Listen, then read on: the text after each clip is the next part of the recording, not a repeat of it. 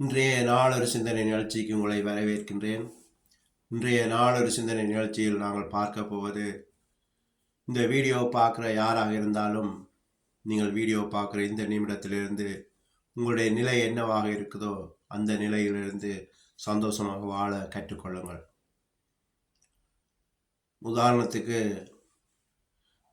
2 காலம் நடக்க இல்லாமல் யாராவது இந்த வீடியோவை பார்த்து கொண்டிருந்தீங்கன்னு சொன்னால் நீங்கள் திடமனதோடு இருங்கள்.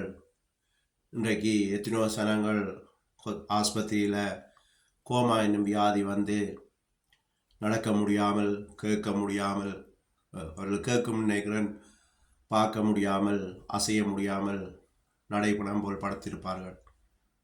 அதை பார்க்கும்போது நீங்கள் எவ்வளவு மேலானவர்கள்.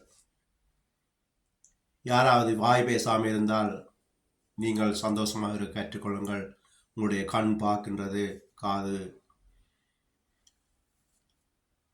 நீங்கள் இந்த உலகத்தை ரசிக்கிறீர்கள். அப்போது நீங்கள் அதை சந்தோஷமாக வாழ கற்றுக்கொள்ளலாம்.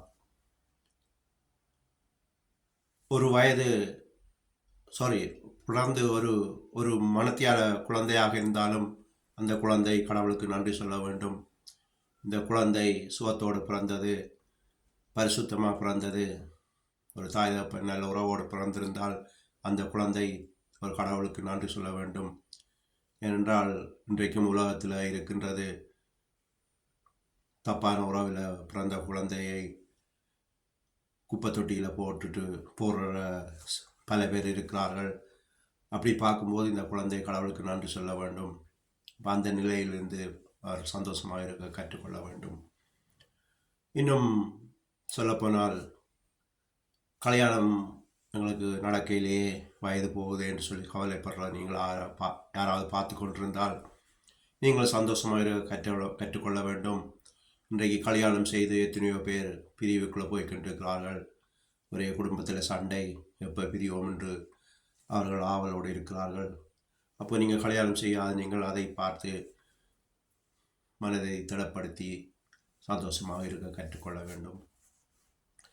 இப்படியாக நாங்கள் எந்த நிலையில் இருக்கிறோமோ அந்த நிலையில் இருந்து நாங்கள் சந்தோஷமாக வாழ கற்றுக்கொண்டோம்னு சொன்னால் எங்களோட வாழ்க்கை இனிமையாக அமையும், சந்தோஷமாக வாழ முடியும். அதுக்கு தான் இயேசு கிறிஸ்து சொன்னார், உலகம் தர முடியாத சமாளித்த நான் தருவேன்னு சொல்லி. சுமை சுமந்து சோர்ந்திருப்போரை எல்லாரும் என்னிடம் பாருங்கள், உங்களை நான் இளைப்பாற்றுவேன் சொன்னார். அந்த இளைப்பாறுதலை நீங்கள் பெற்றுக்கொண்டு